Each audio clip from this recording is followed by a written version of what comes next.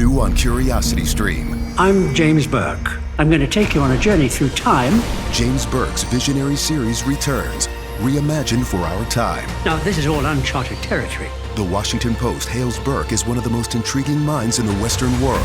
The New York Times raves he careens from one great moment in history to another. Where do we want to go from here? Experience all new Connections. So what's the next connection? With monthly, annual, and bundled plans, find the one that works for you at curiositystream.com. Slack windward brace and Slack sheet. windward brace and sheet. Hold the pennant line. Hold the pennant line. What are you doing? What are you doing? No, what are you doing? What are you doing? No, what are you doing? What are you doing? Captain gives orders on the ship. The captain of the ship is giving orders. My ship makes me captain. They be my charts. That makes you Chartman. My name is Richard Dix, and this is How Did That Happen? A podcast where I look at everyday things or events and try to figure out how they came to be.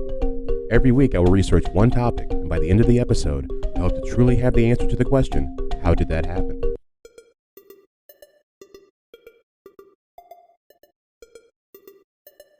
All right, welcome back to another episode of How Did That Happen? HDTH. This week we are talking about pirates. I believe this is episode 70. We are just cooking along here. Got a good episode for you guys. Going to talk about a couple different pirates. We're going to talk about Blackbeard, Captain Morgan, all these different things. But before we get there, as always, got a little bit of housekeeping to get to. 7 days a week, you can find out how things happen over at htthappen.com. You'll always find episode transcripts there, as well as pictures and videos for every episode. There's also a blog on there, which I haven't gotten to in a little while. I've had a lot going on in my life, but I will get back to the blog pretty soon. I hope so. What am I watching? I had nothing for this segment until last night. And literally, somebody just tweeted the link to a free, a free watching of the Super Mario Brothers movie, and I did. I watched it. It was good. I watched it for free on my phone at like 10 o'clock last night, and yeah, I didn't have to pay for it. It was pretty cool, and so it was a pretty good movie. Everybody told me they liked it before, so I kind of had some pressure and expectations to live up to, but it pretty much met my expectations. It was a decent movie. I'm not big into animation. I played Mario when I was a kid, but like haven't really thought about it in a long time. So it was cool to see that. A lot of things kind of light bulb in the brain, like, oh, that was cool. Like it was, you know, and that's what I heard from my friends. They were like, it's nostalgic, and that's what it is. Is there room for a second movie? I think, of course, they can always make one. I just don't know if it's necessary, but they made so much money off of it. Of course, they're going to do that. It was cool to see Seth Rogen as the voice of Donkey Kong. It took me forever, honestly, until he laughed. I didn't know whose voice it was, and then he did the laugh, and I was like, it's Seth Rogen. So yeah, it was cool. I'll check it out. Like I said, maybe go to the theaters for it, or go on Twitter and just search it up, because everybody was dropping the link last night for whatever reason. I don't know. I was just searching, scrolling, and there it was. Yeah, so what am I listening to? This week I have another kind of throwback to the original part of the segment, the reading substitution. This week I am reading Tom Felton's book, Beyond the Wand. And if you don't know who Tom Felton is, he is Draco Malfoy from Harry Potter, if you don't recognize the name. He as a lifelong Harry Potter fan, I'm eating this up page by page. I love to hear just little bits and pieces. I mean, he even says something like, you didn't realize in the first movie, he finds out his parents are getting a divorce, like in real life, like his actual parents, while he's playing Draco Malfoy. He's like 12 years old. It's a lot, so just to take in, and just it's always good to hear the other sides of the story, and it's really interesting. And the foreword is done by Emma Watson, and so I can only hope that the epilogue is done by Daniel Radcliffe. Who knows? We don't know. Well, let's see. I want to get the mini-so plug in here before we get to breaking old news. Every other week on Mondays, we do a bite-sized bios where I profile people from history and just kind of give you a little minute, little bite-sized part of their, kind of put their life into a elevator pitch, if you will. Kind of give it 10 minutes, tell me who this person is. Boom, we're out of here. And we talked about John Cena last week. We found out that he is a multifaceted individual. I even played a track from his Platinum album, and it actually wasn't that bad. We talked about what he's up to now and all that good stuff. So definitely check that out. That's every other Monday. Basically, if you know now, we've changed the format for How Did That Happen and Bite-Sized Bios. It is every 2 weeks we do a How Did That Happen, and then every other week we do a Bite-Sized Bios that kind of goes with that. Let's see. I don't know if there's much else to say. Before we get to breaking old news, if you like what you hear here, always give us a like and subscribe wherever you find this. Maybe even 5 stars if you feel so inclined. Or as I always say, give us 2 stars and tell us why you didn't want to give us 5 stars, because constructive criticism is always welcome. Let's see. So that's pretty much it before we get to breaking old news. Yeah.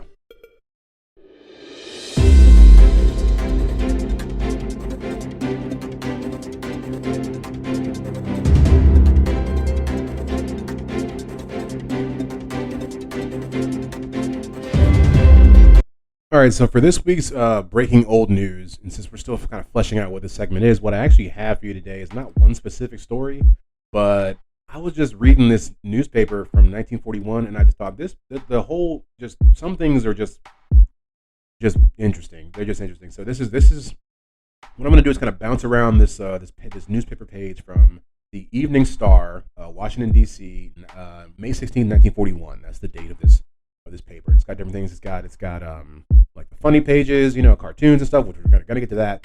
But what made me read this and just be like, what in the heck, is there's a write-in by this guy. The segment's called "Don't Take My Word for It." It's by Frank Colby. And so they basically, I don't know what the actual basis of the segment is, but in this particular article, there's a write-in where a guy is saying, from Flint, Michigan, I guess, he's saying, please referee an office dispute. My boss insists that I accent employee on the last syllable. That ain't the way I heard it. And heard is spelled H-E-E-R-E-D. That ain't the way I heard it.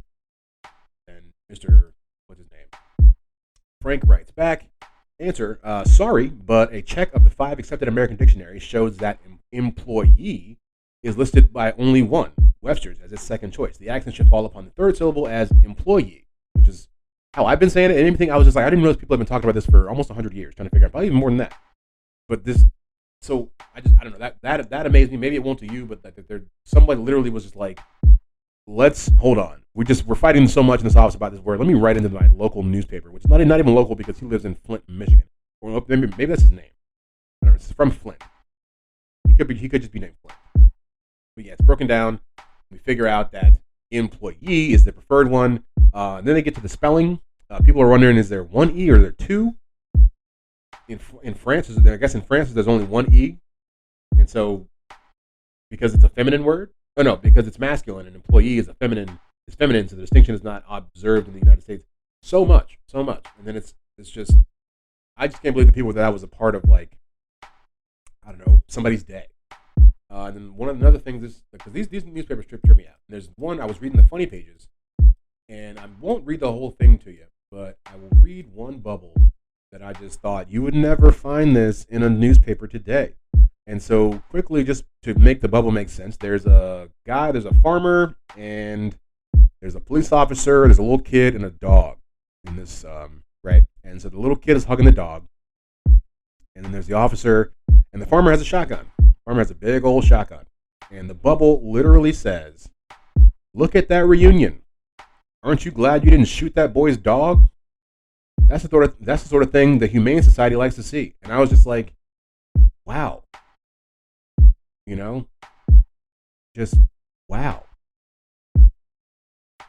And that's pretty much it for this breaking news segment. Like I said, I'm still fleshing this out. When I was reading this, I was looking for something to mention on here, and the idea that they're arguing how to pronounce the word employee, interesting. And then that there's a cartoon where a cop is like, aren't you glad you didn't shoot that kid's dog? Aren't you glad you didn't do that, Mr. Farmer Man, with your big shotgun? Interests me. I don't know if it interests you, but yeah, that's pretty much it. We'll get on to the episode.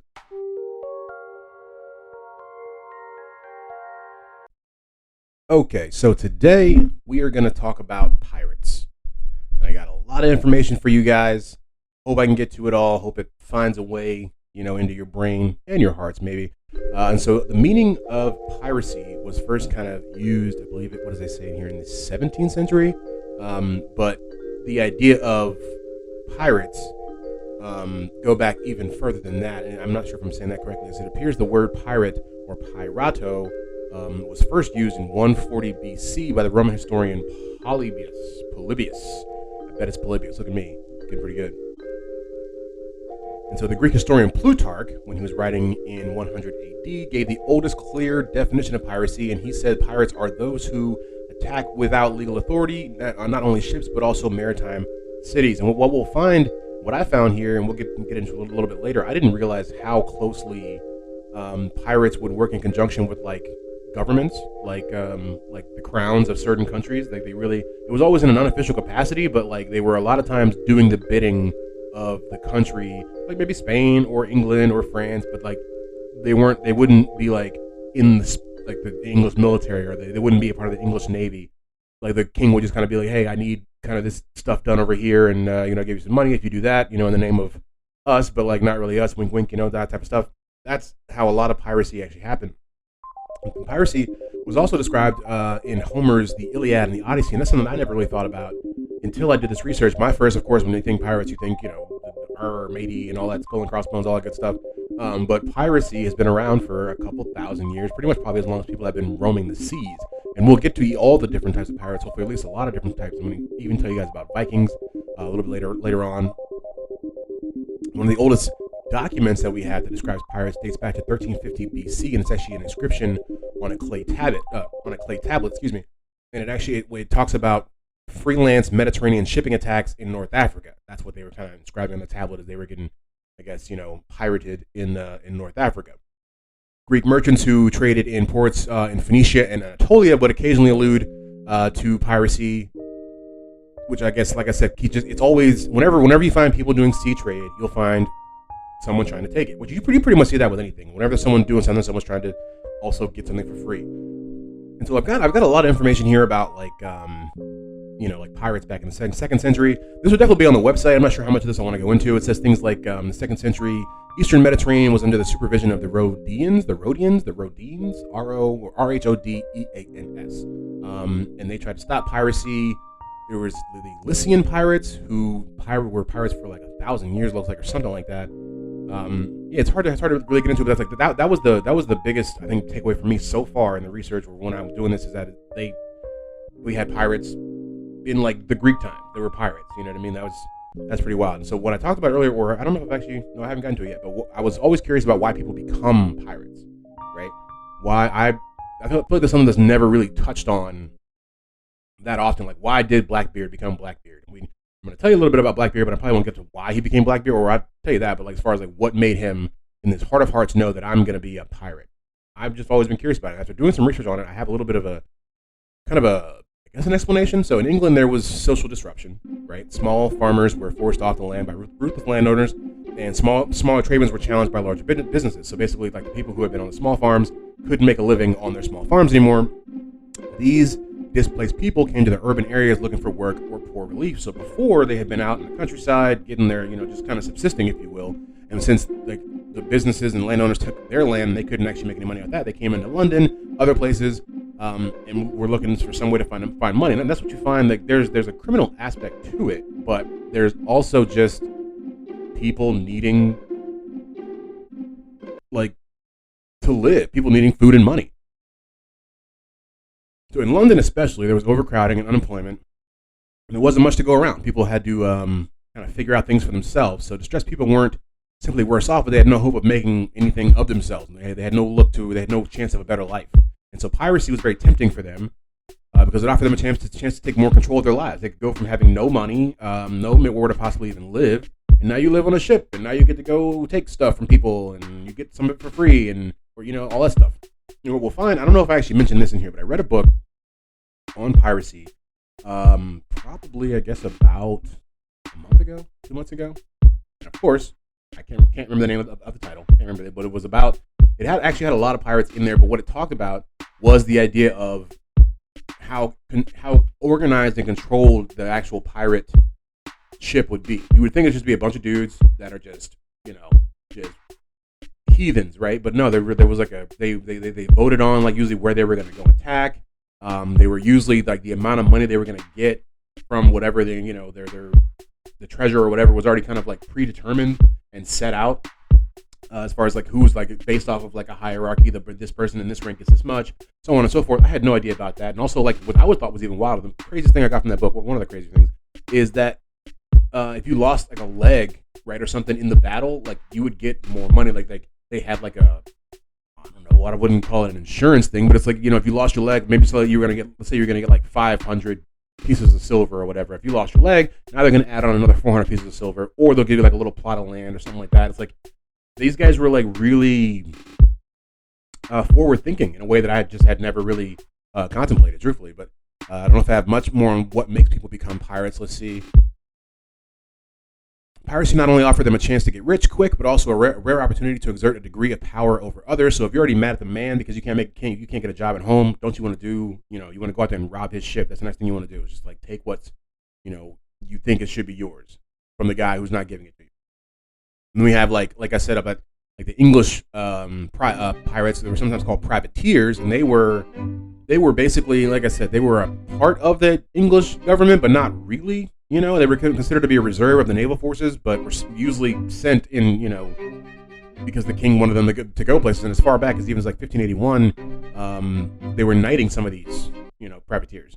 Privateers, pirates, they've all got different names. And so I was looking into what those names actually mean and where they come from. And so the term buccaneer comes from the French boucan, which is a grill for smoking dried meat, basically, which was what they kind of used on the ships when they were at sea. I guess they lived off a lot of dried meat because they were out there with no real other way to eat. And so that's kind of where we get the idea of buccaneers, a French word. But sometimes the French also called them filibusters. That's definitely what it is. And then the Dutch came from the Dutch term vrijbuiter, which is freebooter, which is, them taking the booty for free. And the Dutch also called the pirates zeerovers, which is sea robbers. So like there's so many different names for pirates all across the world. The Spaniards called them corsairs. That was the first thing I found when I was doing the research of old pirates, was somebody called corsairs. And I was like, what is that? Never heard of it before. But it's just another term for pirates. And so what we'll talk about now is what is considered to be the golden age of piracy. And that's, I think, what everyone thinks about when you think of pirates. You think of, because like I said, when I first started looking up the history of pirates, I never realized it went back thousands of years. I was like, yeah, sometime around 400 years ago, everybody was in ships, they had flags and swords, they were robbing people, pirates, boom, done, right? So, but it's not quite as simple as that as we see, but that is the golden age of piracy as we all kind of know it. With Miller Mott College's online programs, you can choose when you study. Our online programs give you the flexibility to make education work with your schedule. Earn your degree without derailing your life. Visit us online at miller-mott.edu. That's miller-mott.edu. And so historians mark the golden age of piracy to start at around 1650, which is right after the wars of religion. Because if you know history, which I'm not saying that I do, but there were a lot of religious wars in the early part of the first millennia, I guess, and then also in the second part, back and forth, France, England were going to doing the Crusades, stuff like that. We did like 3 or 4 Crusades or whatever. So after that was done, and the European countries could allow themselves to kind of resume their development of their colonial empires, meaning they're now spreading their control, if you will, onto other continents, which requires ships and trading. That's kind of what brings the golden age of piracy. This involved considerable, like I said, seaborne trade and a general economic improvement. There was money to be made and or stolen, and much of it was out there on the seas. The French buccaneers had established themselves on northern Hispaniola as early as 1625, but lived at first mostly as hunters and cattle, farmers, really more than robbers. They transitioned into full-time pirates really in a more gradual way, in part by maybe I guess the Spanish kind of forced them into it. The Spanish, I guess, were trying to wipe them out. They were trying to kill them. They killed the animals they were eating and tried to kill them as well. And this is actually what led the buccaneers to go to an island called Tortuga, which I believe is mentioned in Pirates of the Caribbean, and it was actually one of the main pirate islands that existed during this time. It's actually real. I didn't know it actually. It's real, and we're going to tell you a little bit about Tortuga now.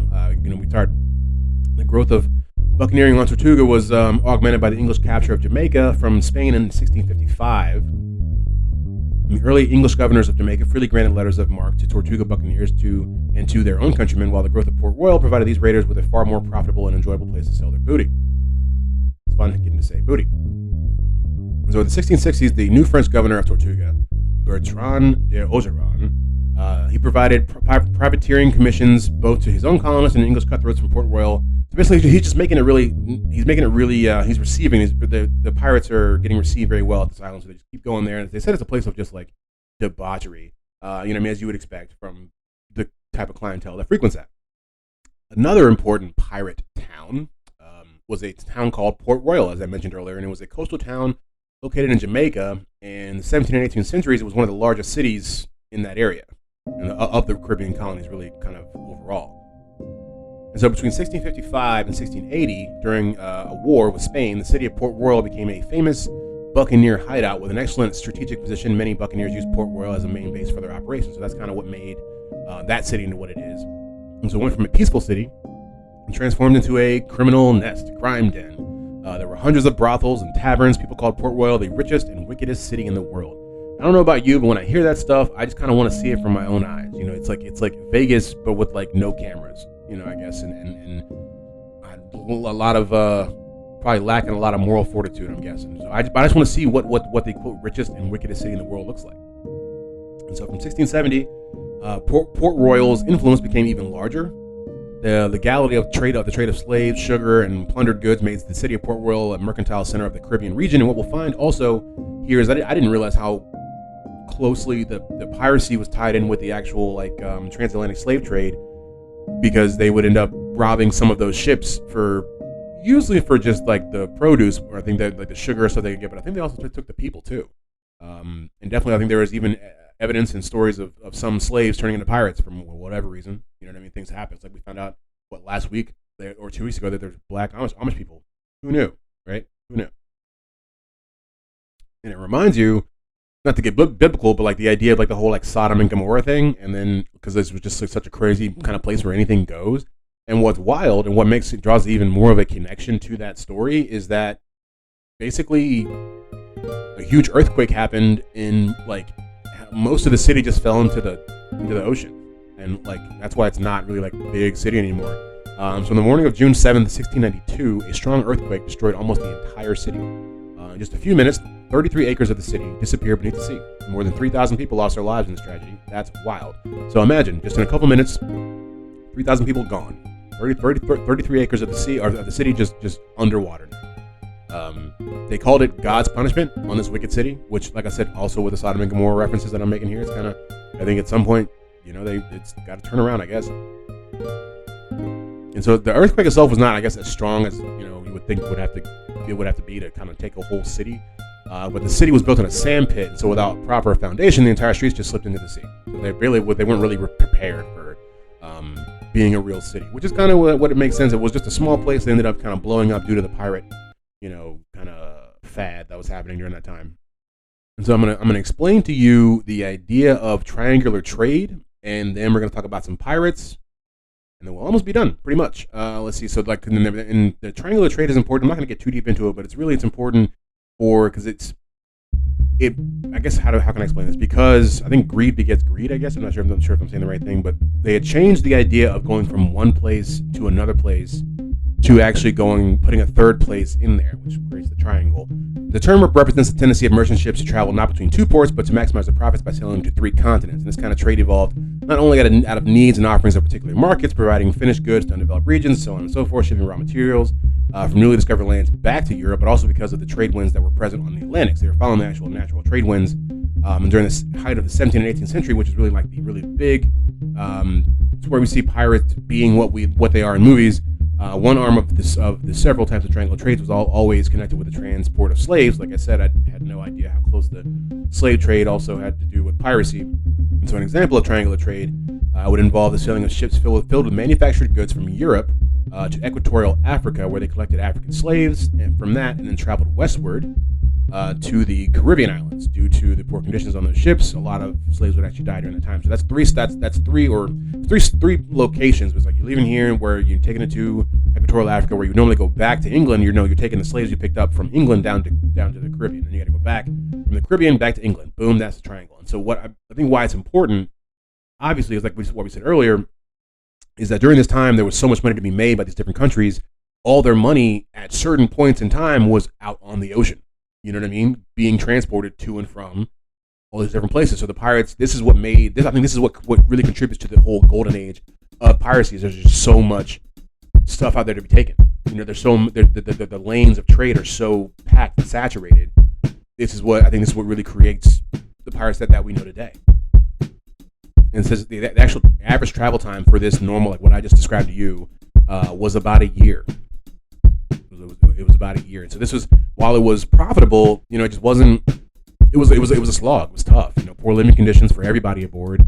the ships would also would make things really hard.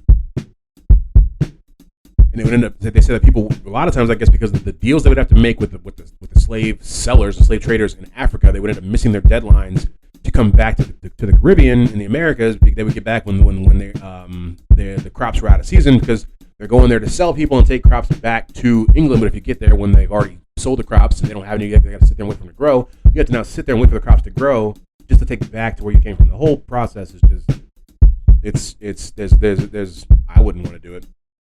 So yeah, that I think is actually a more important part than I think that anybody really knows. It's like you have to have it set up. You never think about it. There has to be treasure out there for there to be a pirate that wants to go get it.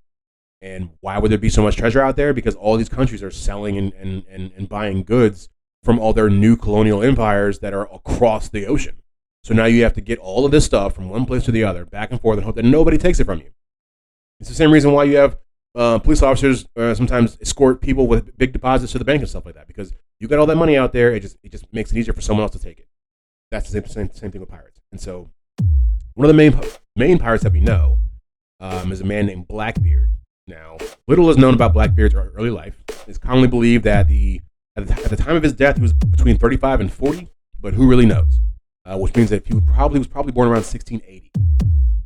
His name, of course, is not Blackbeard. His name is either Edward Thatch or Edward Teach. But people usually call him Edward Teach because there's a lot of different spellings of his name, but it usually all comes back to that. And they're even saying that this may or may not have been his name because, like what I was saying before about when they come to London and then, you're kind of in your repute and you want to make some money, you're doing some criminal stuff, you're going to use a fake name so you don't tarnish your family's name. People ask you, what are you doing, or who are you, and you make up a name. So they're saying this man, he made it might be an alias because he didn't want to bring any shame upon his actual family. And that's what was so wild to me also with this stuff is that these guys, you never think about it. So a lot of them they were landowners. Once they made this money as pirates, they were landowners. They had families back in these specific countries. Some people wouldn't always even do it forever. That's something that I learned from reading the book. I think it was called Forged by the Seas. Forged by the Seas. And then it talked about the idea of piracy and how you get into it. And it talked about some things which make sense. You'd have young people who would leave, let's say like the 18-year-old kid who's got to just get out of London, get out of, Madrid or whatever. He wants to become a pirate, right? So he joins and becomes a pirate for like 4 or 5 years and then gets out of it and goes back to living his life. It's kind of like what people do now where they just go travel the world for a little bit or go backpacking through Europe and just become a pirate for a couple of years because it's available and you can make a little bit of money if you're into like the criminal aspect of it. And stuff is way deeper than I think anybody actually even realizes. So the first mention of his beard and appearance, old Edward Teach, was in 1717, I believe. He had taken over this ship in, off Crab Island near Anguilla, wherever that is. And so the captain of that ship, because he didn't die, was back back home. He had to kind of say what happened, and he was talking about Teach, and he basically kind of described him as a tall, spare man with a very black beard, which he wore very long. So that, in a nutshell, is how he gets to be Blackbeard. And this is, like I said, the first recorded account of his appearance, and basically where we get the idea of Blackbeard. Later descriptions mention that his thick black beard was braided into pigtails sometimes, which is fun. Sometimes tied in with small colored ribbons, also fun. So this really, really happened. You see this in cartoons all the time, and I've always wondered. They're saying this really happened. Dude really would put ribbons in his beard. We're talking about 300 years ago. There's a man with a beard and ribbons in his beard. And it's said that, I guess, Blackbeard, this is one of the first times, I wouldn't say the first times, but a big thing for him, he knew that his appearance, I guess he was a tall guy, kind of a foreboding figure, and he would, I guess, kind of play up to that, because he knew that more than violence, he also could just play the part of someone mean and probably have to do less violence, which is also true in most facets of life. Because they say he was tall, he had broad shoulders, he wore knee-length boots and dark clothing topped with a wide hat, and sometimes a coat of brightly colored silk or velvet. This dude was like the prince of the seas. He's got braided pigtail beard with ribbons, and he's wearing a silk coat. I mean, little red Corvette, Not much more to mention about him. I think the one thing that I think is interesting about him is he was killed in battle in 1724. When he was killed, he had a letter in his pocket from the governor of the Prince of Carolina, which is present day South Carolina. So he had. It's just you wouldn't think that. Who would have? If I'd have told you that when Blackbeard died, He had a letter from the governor of South Carolina in his pocket. Would you believe me if I didn't tell you? You probably don't believe me now. But it's just, there's always a connection. You know what I mean? Everything's connects. It's so wild. And so another pirate, before we get out of here, I'm going to mention this pirate to you, and then we're going to talk about Vikings, and then I think that'll be it for finding out how pirates happened. And I'm only including Vikings because, like we talked about with the early pirates in like the Greek times, Vikings were pirates too. They just didn't get called pirates. They got called Vikings for whatever reason, but they did the same things that pirates did, just way more, And I may even do an episode separate on them. I just wanted to include them because they didn't want to leave them out. So the last pirate we'll talk about is Captain Morgan, known as Sir Henry Morgan. He was born, no one really knows, but he was born in 1635, and he died in 1688, probably in Jamaica. And he was a Welsh buccaneer, most famous for his adventures plundering Spain's Caribbean colonies during the late 17th century. And it's said actually really that he wasn't as bad or as awesome as people say he was. I think later on, one of the guys from his crew wrote all this stuff that made him be like, more salacious and make people want to make a liquor after him, I guess. But he did some stuff. He was a pirate for sure, pirate for a long time. And he was actually in the book that I read, The Forged by the Seas. I read this like a couple months ago, and they talk about him. But yeah, he would end up, I don't know. This guy, he's not as interesting as Blackbeard in my opinion, but he did some expeditions to Jamaica, participated in some expeditions to Cuba, took them over for a little bit, raided Panama. That's what the book was covering, was his raid on Panama, which is pretty important because it required him after that. I think he came back to Spain and he was knighted by King Charles II, England, and that sent him back out as the deputy governor of Jamaica. So it's wild to see the change. He goes from pirate to quite literally the governor of Jamaica, and I think that's why he had the connection with the spiced rum probably comes in. But like I said, he wasn't actually as crazy as everyone makes him seem. That was actually written by one of the people that he used to serve with on the ship. All right, and so the last thing we're going to talk about today are Vikings. Also my favorite football team. I'm a Minnesota Vikings fan, but nothing to do with this at all, really. So the Vikings were an extraordinary type of warrior. They pillaged Europe 1,000 years ago. They lived in tribes in Northern Europe, basically present-day Denmark, Norway, and Sweden. They lived in small villages or communities. Each community had a council called a thing. I kid you not, called a thing or a folk mood. They were very vague people. You go into the thing later? Yeah, I'll see you at the thing. But that was even more important than the king or the chief of the community was to be at the thing. The thing decided who the Vikings should go to war with. It gave judgments against criminals by its own laws. The laws were made by the people who were in the council. So it's like the whole kind of governing body of their small community was called the thing. They also had slaves, I guess, which the slaves had no influence on the thing. It's so weird they just keep calling it the thing. The Vikings spoke a Germanic language which had two dialects. All Vikings understood both of them, and they wrote in runes. Vikings were allowed to have 2 or even more women, wives, and depending on how healthy the man was, they had 2 meals a day, one in the morning and one in the evening. Their religion was very important to them. The main gods of the Vikings were Odin, Thor, and Freya, which I believe we've covered this. I forget what episode we covered this, but I mentioned these guys before. Their holy day was Wednesday. So that's just a fun fact for you there.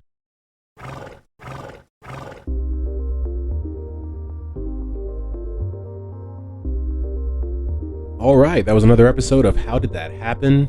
HDTH. I hope you guys enjoyed that. Learned about pirates. There'll be more on the mini episode. 'Cause even now, as I'm finishing up the recording and the editing, I'm seeing there's more stuff that I kind of left out. But that's why we do the mini episodes. Why we come back every other week and kind of try to recap and rehash and bring things back. But hope you guys liked it. Blackbeard, that was the best one for me. Like I said, he's basically the pirate prince. This man's wearing braided pigtail ribbon beard with silk bright colored coats. I mean, it kind of adds some flair to it. It makes him seem much cooler than what than I had originally envisioned.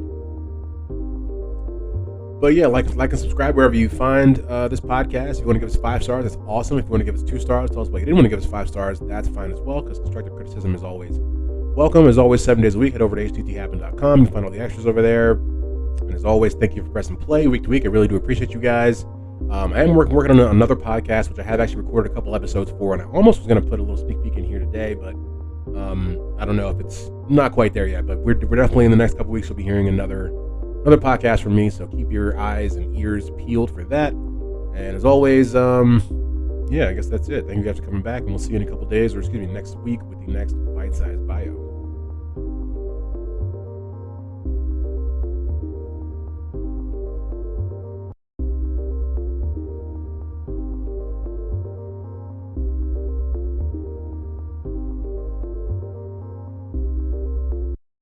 With Miller Mott College's online programs, you can choose when you study. Our online programs give you the flexibility to make education work with your schedule. Earn your degree without derailing your life. Visit us online at miller-mott.edu. That's miller-mott.edu. Okay, round two. Name something that's not boring. A laundry? Ooh, a book club. Computer solitaire, huh? Ah, sorry, we were looking for Chumba Casino. That's right, ChumbaCasino.com has over 100 casino-style games. Join today and play for free for your chance to redeem some serious prizes. ChumbaCasino.com. No purchase necessary. Void where prohibited by law. 18+ terms and conditions apply. See website for details.